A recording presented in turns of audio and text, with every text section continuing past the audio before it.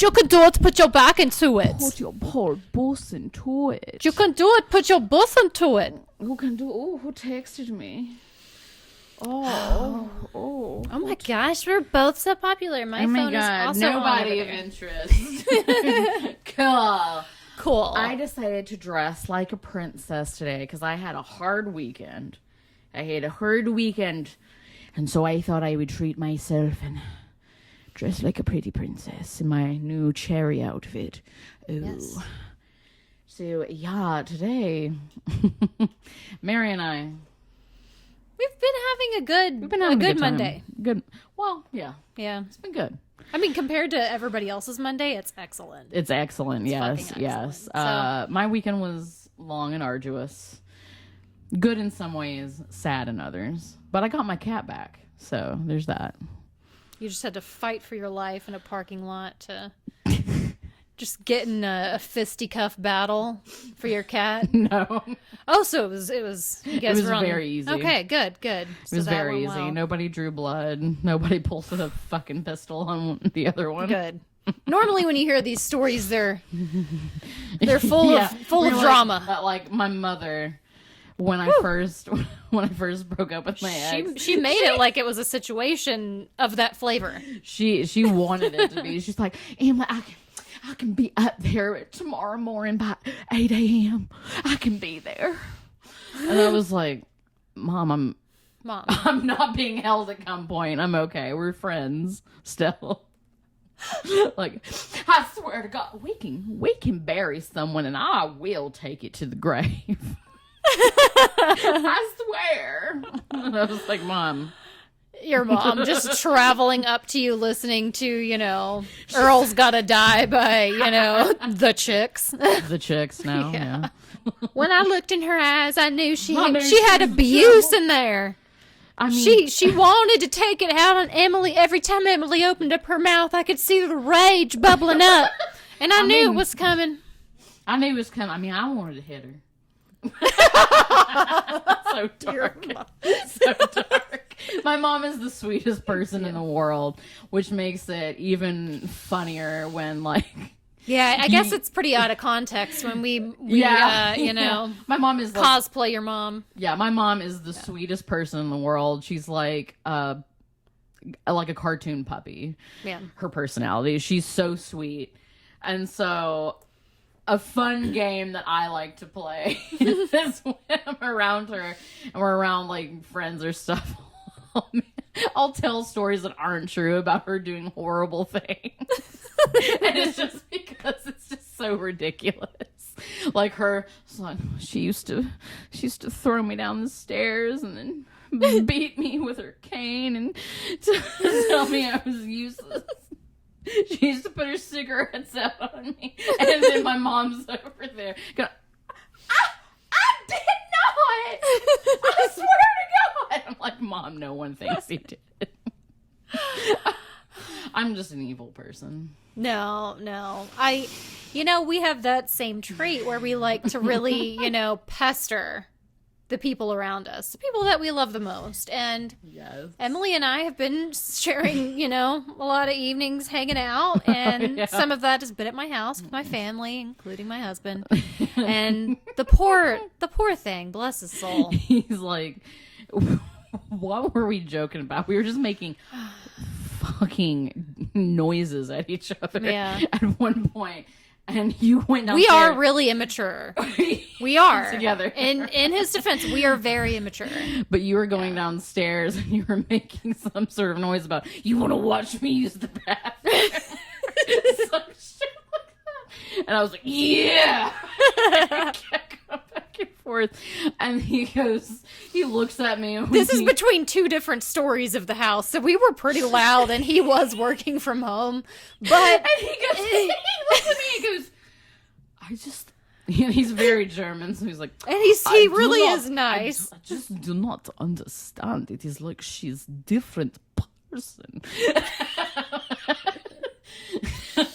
Yeah. I don't know. So I've got a "you've changed" talk this week. So, oh, you did? No, I didn't. Oh my God! I was like, you did? No. Oh Jesus, that would be something. No, it is, you know, it's fun. It's not so much fun being on the outside. And I was like, "Aw, it's okay. You feel left out of our." Not everybody can be 110% goober like we are. We literally have a podcast where we can just get the goober out. Oh, this is only the tip of the iceberg. This is nothing. This is just to keep us out of prison. Okay? No, like... Let's be honest. Literally, if we're in the car together, you have made me cry, like laugh so hard I thought my kidneys were gonna explode. Like I'm like crying, and you're like driving down the back like windy road, trying to not run off the road because we're laughing so hard at the stupidest shit. Yeah. Stupidest shit. I think it was a joke that we both concocted together where this woman raised goats and she would sell like products, and you find out that all the goats are male. And I don't wear gloves because he's allergic to latex. And he says it doesn't feel as good. It's just I think we were driving to Sevierville. We were driving to Sevierville. We were driving over near Dollywood. Those who are familiar. Oh God, I can't wait till this summer. Oh, that's shit. That just started an entirely different topic because I really nipples really hard. want to go to Dollywood. Yeah, you guys don't understand. You don't understand. No, unless you. I mean, it was. Wow, we live in Tennessee, so like the closest amusement park was what 12 hours to go to Orlando. Yeah, and then Dollywood. Ooh. Yeah. Ooh. I have whole diaries that I'm sure my mother has kept somewhere in her attic of me being a little kid just writing about how much I love Dollywood. You need to go to Dollywood again. How long has it been? It's been since like 2011. That's a really long time. Yeah. To need to go. Feel to not feel the magic. I know. A warm basket with a cinnamon roll from the old mill in your hands. To not go through the gem mine and run your dirty child. Well, I'm not a child anymore. Run your dirty fingers through all of the polished gems. Which, by the way, that reminds me. Yeah. We need to have like an outing outside of our houses soon. Yeah.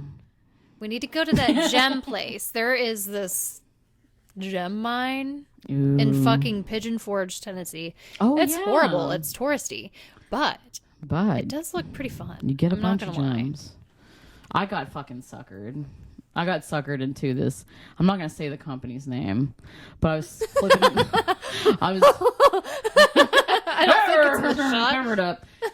I was like flipping through TikTok, and they're like, "Oh, we send you buckets of like it's like sort of like little kiddish, like filled with mystery gems that you have to dig out." And I was like, "I'm feeling depressed. This is my first Valentine's Day alone in a while. I'm gonna buy a bucket." Yeah. I paid good money for this fucking bucket.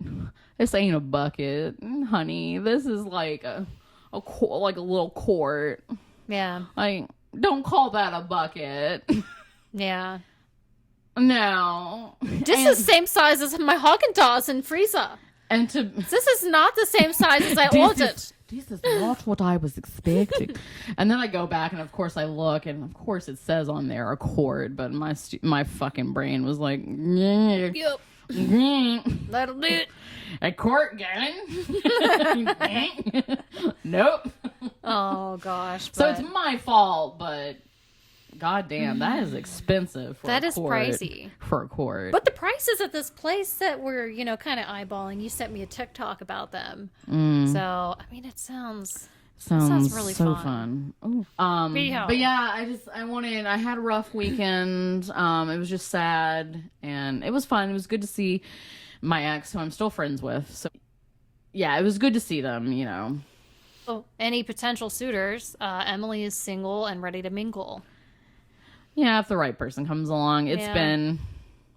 Oh, God. Okay, well, first of all, Welcome to Freaks of a Feather. Yes. I'm Emily Wooten, and this is... Mary Boom. Hi. Hello, everyone. Mary Boom. Hi. Hello. And I have been dating. Yes, we know this.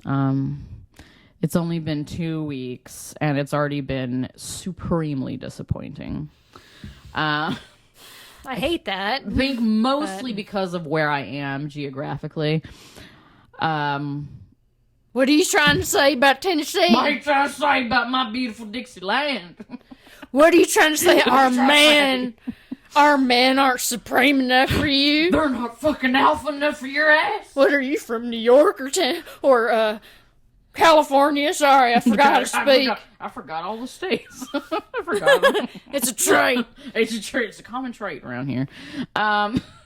Anyway. There's just... no, don't get me wrong. There are plenty of people who are willing that, you know... But the good men, it seems like, have plenty of people who are willing, but they are not my flavor, which is conservative douchebag prick. The single guys that are liberal and, you know, like-minded enough to even consider being fuckable seem to have, like, brain-eating amoebas.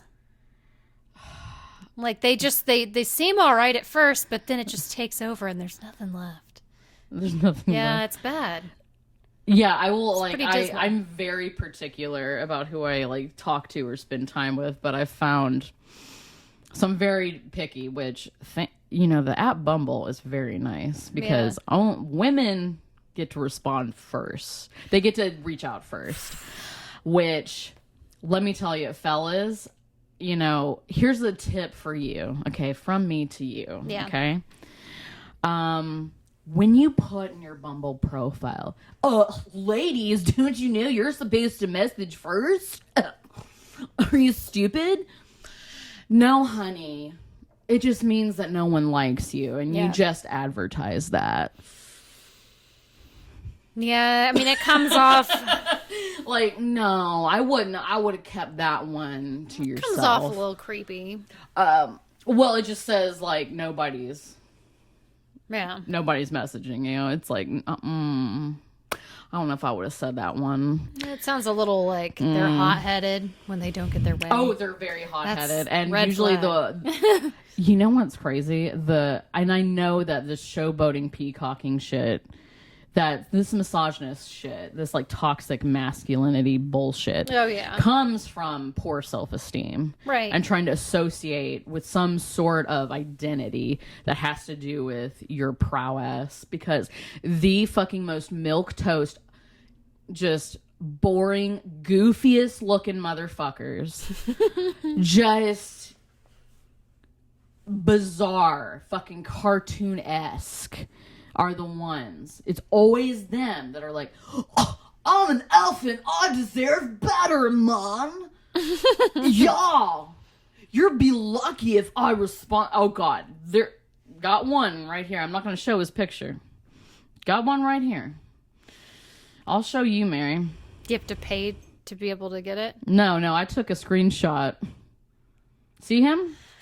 His couch, it's like one of those suede couches that have a lot of stains.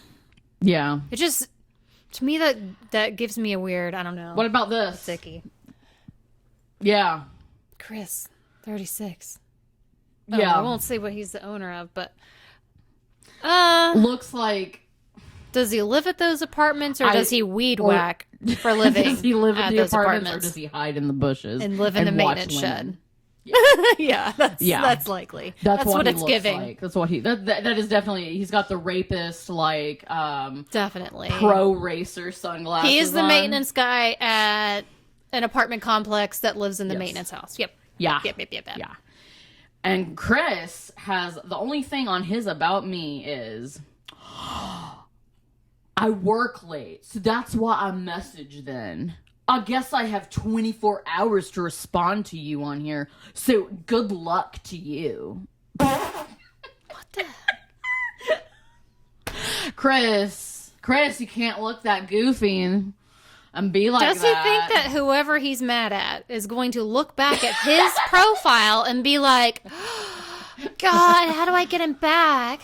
Good luck to you. It's not going to happen. But it's just, no, I think he's just saying it to women in general.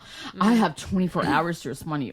Good luck to you. It's like, bitch, I'm not, no one is messaging you. Yeah, there's a line. You were a mistake swipe. Those happen. Yeah. It's terrible. I called corporate. I had to call customer service, and they were like, yeah, this is the worst case I've ever seen of, like, accident swipes. Yeah. Anyways, look at this fellow right here. So, I will paint a word portrait for you. Oh, my God.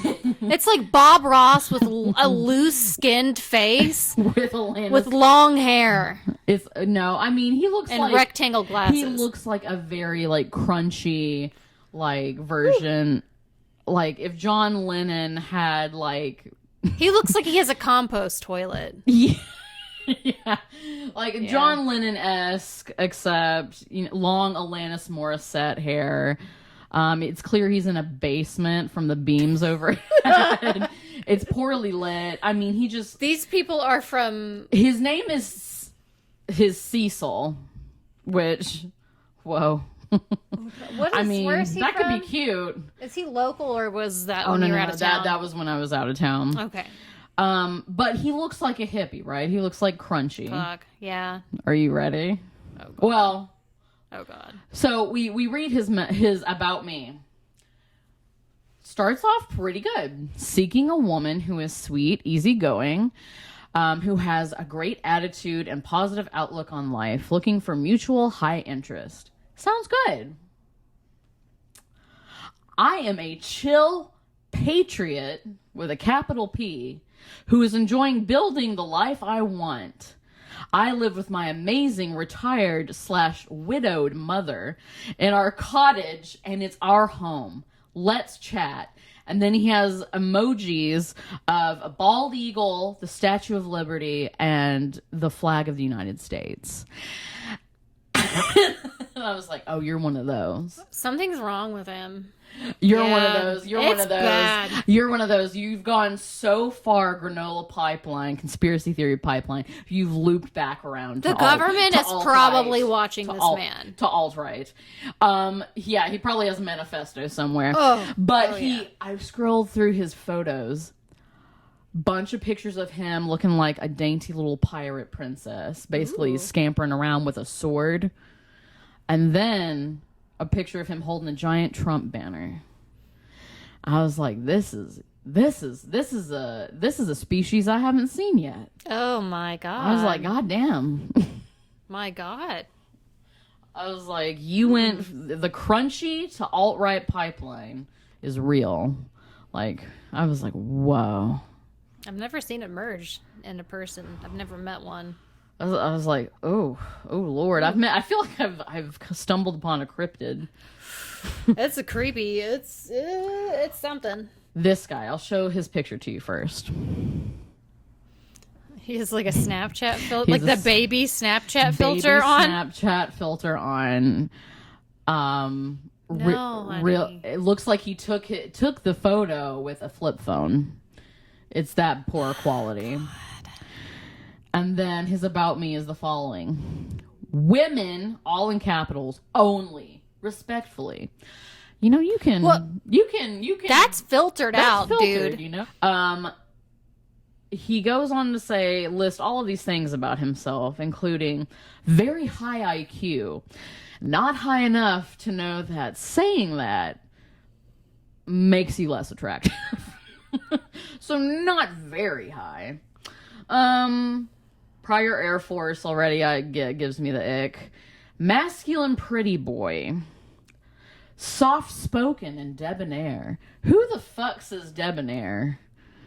But an old whispered woman from Gone with the Wind. I'm a debonair. Like, who?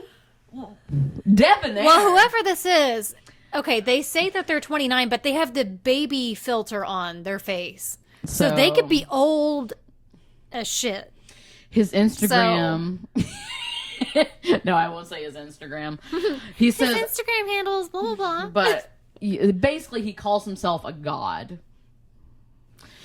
And then there are prompts on his profile. It says, a pro and con of dating me is pros. I will provide more assurance and comfort you've ever experienced. What? I'm blessed.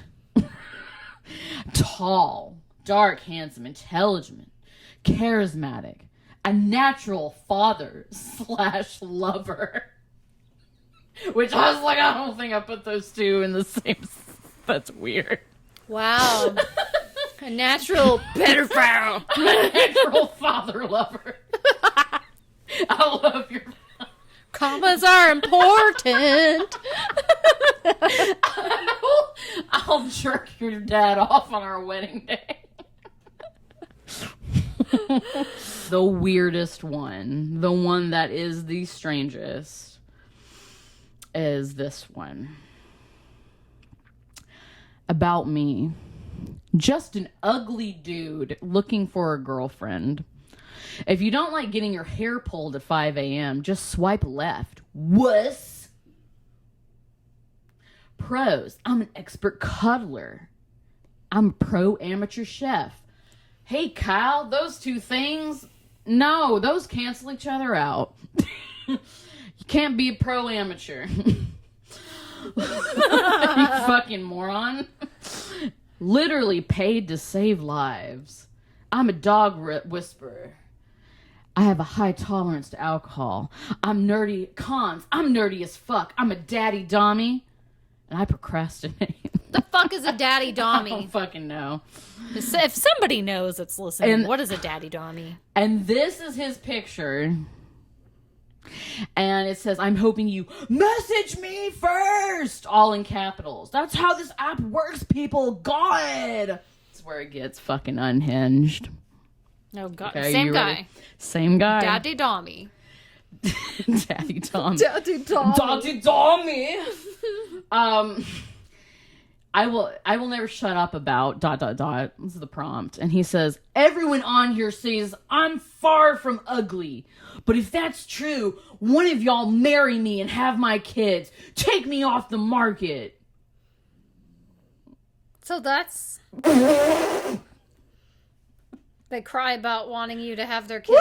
Woo! Immediately off the bat. Any stranger who's willing to take my child. One of you take my seed. If this was one person who has said this on this app, that's scary. That's weird. This is many people. This is maybe one out of a handful that I have seen. They're like, have my kids. Have in my their child. profile. Propagate with me. Procreate. I got a message from a gentleman that said, bear my children. It's happening, man. What the fuck? But anyways, those are some gems. I would like to share this scenario with you because this woman, while it is kind of very controversial, the life that she lived, but it just seems like, whatever it was, a perverted fantasy that she lived out in the real world, it worked for her, and she was being true to herself. And she never had to hit the dating scene, so... No. She was very booked up. This was the most booked lover. She was... And all of Germany. Midwest, but... Midwest. Well, she's Midwest. originally German, but she was living in the Midwest. Yes, this woman had a lot of lovers, a lot. And, she never chased after dick. She never had to. Yeah, but who are you talking about today, Mary? So I am talking about Dolly Oesterreich. Dolly Oesterreich. A.K.A. Walburga Oesterreich. Walburga. I wonder why she went by Dolly. I don't know. It's like Walburga doesn't really roll off the tongue very... Walburga. She was in the Midwest in America, and... she inspired a bunch of different films. Well, we were thinking, when we heard this story, there's got to be a movie about this. Because basically she kept a sex slave for 15 years. I mean, they're a little hard to find. You have to dig them up. But there's one, I think, that we watched in particular called it was a two-made-for-TV movie from 1995, The Man in the Attic. The Man in the Attic. It was like Lifetime. The worst. Oh, it was terrible. The worst because... It was like B-rated good, though. I just want someone to tell an honest fucking story for once. Yeah. Cast people that really look real, like the people. That really look like the people. Yeah. Because Dolly was not this young starlet harlot, like, oh, blonde, like, no. Fuck me, daddy. Like, ladies... She was a 33-year-old woman. She looked like she had done hard labor in her life. She had a very tired face. She was a broad woman who looked like she smoked every day and had big old fucking flapjack tits. She did. Like, she was like... She looks like she's the lead waitress at a Waffle House. Yeah, okay? Yeah. Like, okay? And the guy... her sex slave, Otto Sanhuber? Otto Sanhuber, who she took when he was 17. Yes. Right? In the movie, they, of course, make him this, like, heartthrob, like, ripped muscles, like, shit. No. Sanhuber was very, very much tall, lanky, rat-faced boy. Sanhuber. With, like... the perfectly round, tiny glasses. Coke bottle glasses. Just and he awful. And the lead waitress of that Waffle House, they fucked like no other two people on this earth have ever fucked.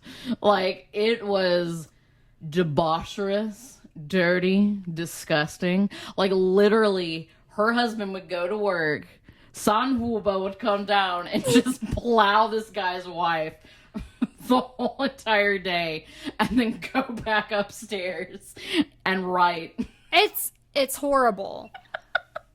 But it's like, it's so much better. I wish they had cast them as they actually looked. It's so much more interesting. It's a pretty good story. I wish that they would have cast more familiar actors and actresses because it just would have made it more authentic. It would make it more authentic, and I feel like you could put yourself in the shoes more easily. Because this woman was a fucking force. She wasn't some dainty little, No. When you put that, like, starlet kind of like, oh, I'm a deer in the headlights, kind of like toxic, like, ew. No. She knew what she was doing. This woman was a boss. This woman, she got what she wanted, and she looked like she could crack you over the skull, crack your skull with a fucking. She probably could with her fist. She was an absolute force. She was born in 1880, and she eventually did die in April 8th of 1961. So her nickname was Dolly, obviously. Apparently another nickname was she was the Queen of Los Angeles when she eventually moved there. So apparently she was popular there. My favorite nickname for her is the tit flapping torturer. The tit flapping torturer. Yes. Yeah, her husband, Fred Oesterreich, he worked in an apron factory. Yeah, just making aprons because, back then that's what you did.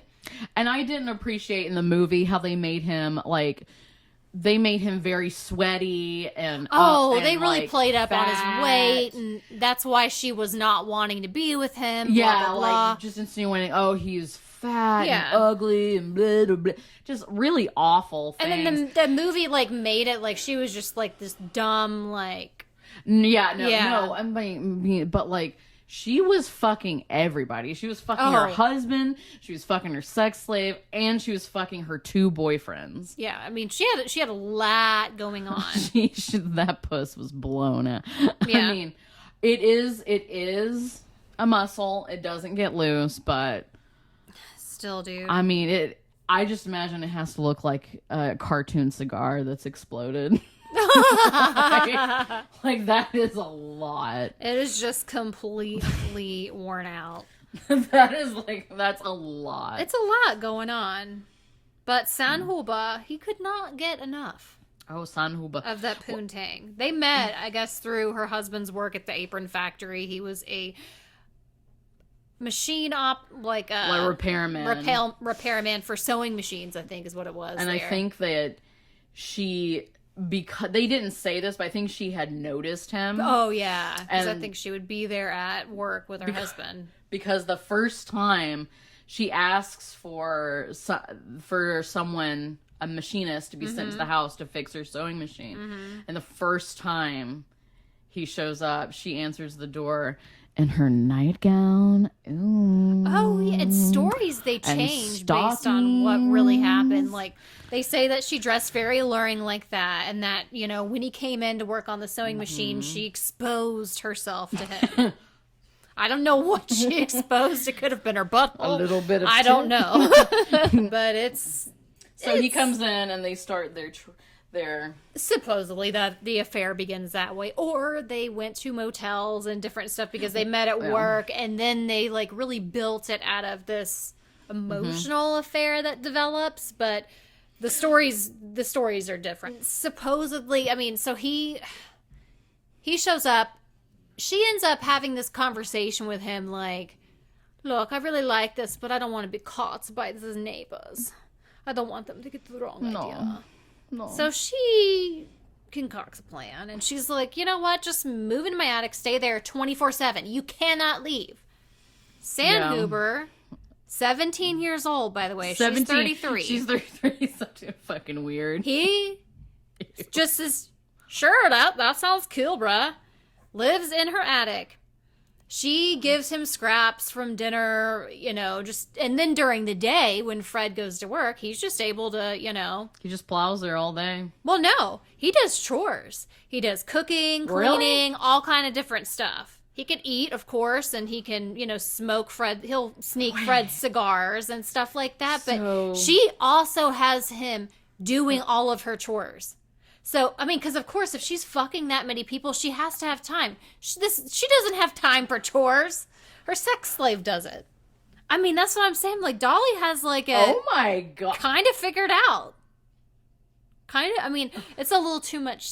She's got more stamina, I think, than I would, but, you know? Wow. She's really on to something. That's a lot. Sanhuber, I know I'm giving you free bought and pussy. So you're going to clean everything. You're going to scrub everything with a toothbrush. Work it over once. I will check, and then you're going to work it over again. The deal, though, I don't think was very fair for Sanhuber. Even though he was 17, not only was he cleaning all this stuff, cooking, tending to her chores, whatever. He's also fucking her up to 8 times a day. Okay? 8 times a day. It's wild. Wow. Sounds like she's got to be like a nymphomaniac, right? She's got to be addicted to sex. That's what it seems like to me. She's addicted. She's addicted to sex. Sure. But so they include this in a lot of articles that Fred just remained completely unaware that Sanhuber was in the presence in his house. Meanwhile, this motherfucker's up in their attic 24/7 because Fred doesn't go to that wing of the house. Fred's up there. Okay, yeah, so Sanhuber is up there, and he's writing. Like, he writes at night. He writes for Pulp Fiction magazines, which is fucking wicked. Yeah. Like, he's got a pretty good setup. Like, he doesn't have to pay rent. He gets free meals. Yeah, he does cleaning and stuff, but he also gets, like unlimited pussy and free meals. But then, at the same time, I kind of think, okay, this guy is 17, even though it was a long time ago.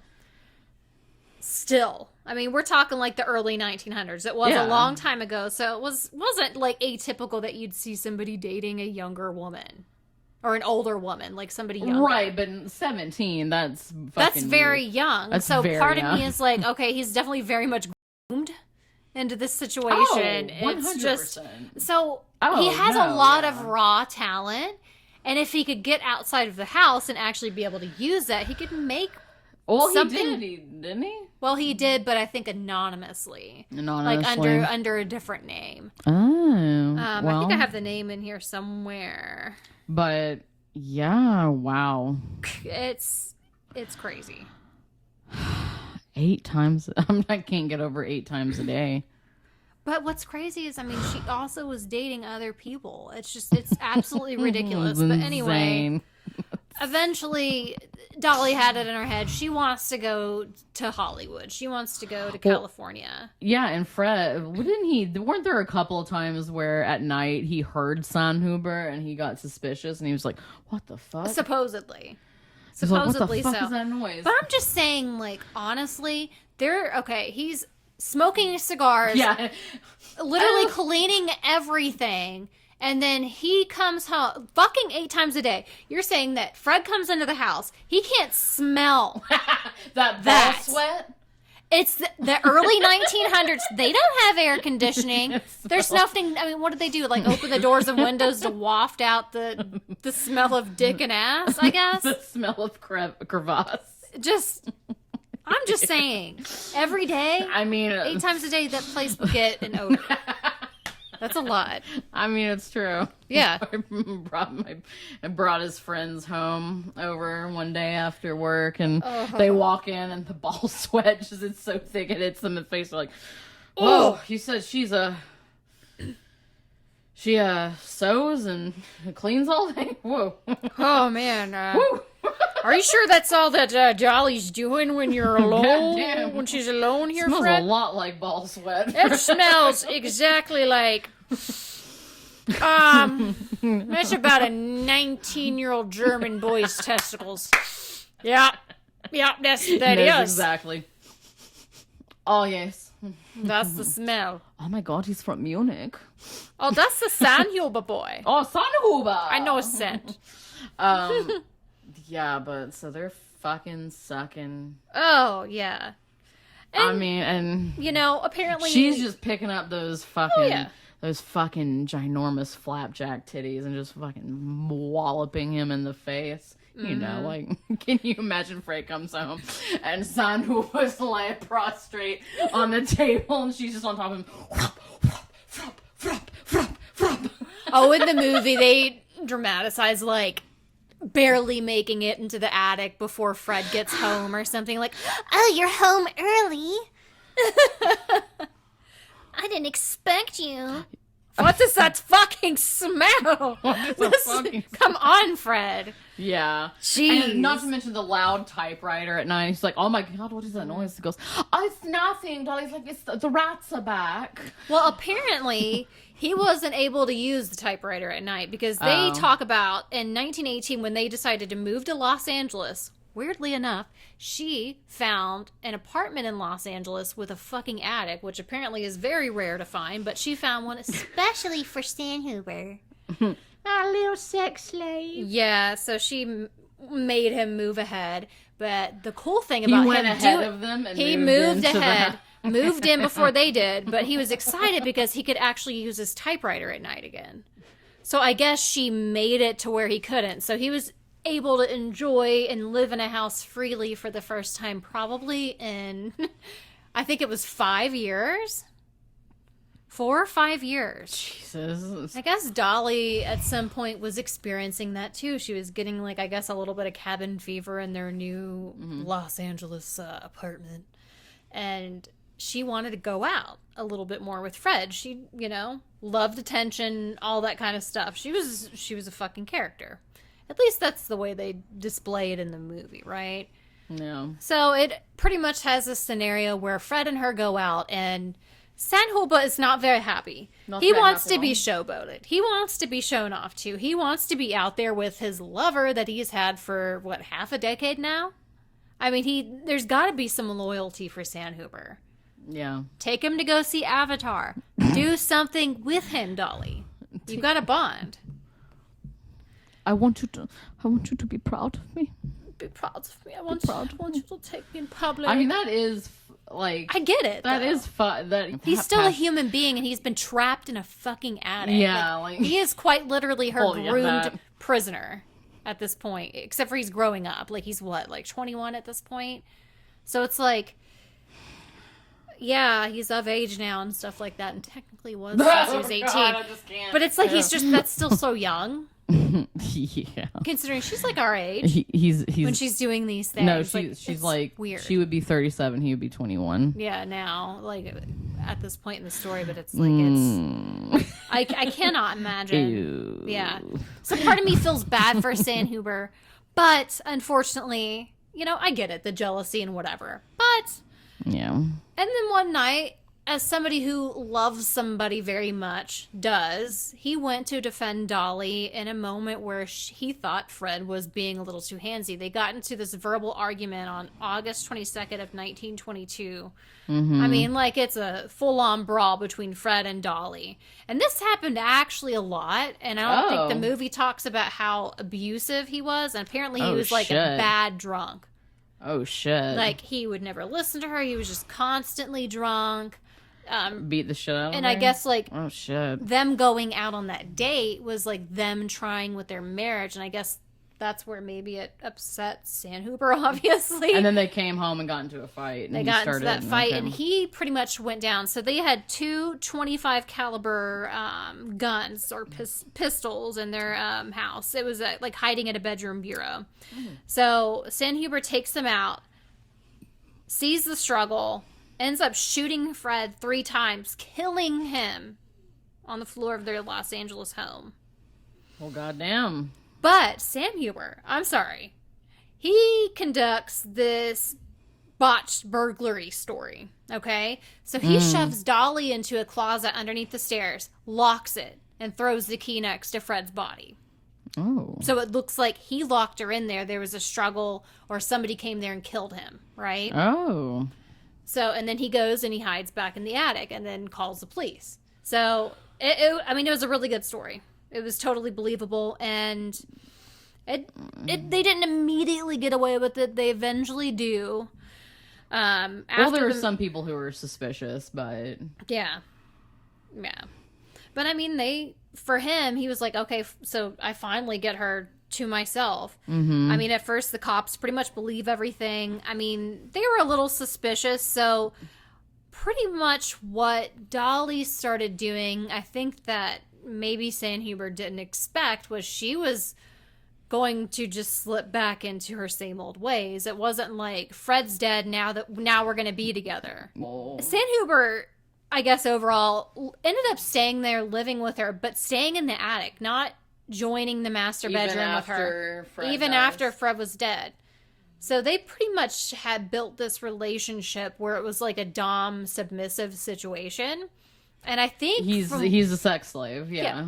From what I hear, though, that's what he wanted to continue doing. So even though others were out of the picture, they still liked that aspect of their relationship. Okay, so no big deal. So he wasn't heartbroken. No, I don't think so. No. And she had such a sexual appetite, and she was manipulative. So what she ended up doing was sleeping with her attorney, Herman Shapiro, that she hired after she was suspected for the murder. She also gave him a pistol, one of the pistols, and said, hey, I don't want this here. It looks really suspicious because it was the same gun that was used to kill my husband. And he disposed of it. So technically he would be an accomplice. Oh, holy shit. So that doesn't go anywhere in court. Oh, wow. Yeah. And there was another guy, too, wasn't there? Yeah, there was Roy Klum, another one of Dolly's lovers.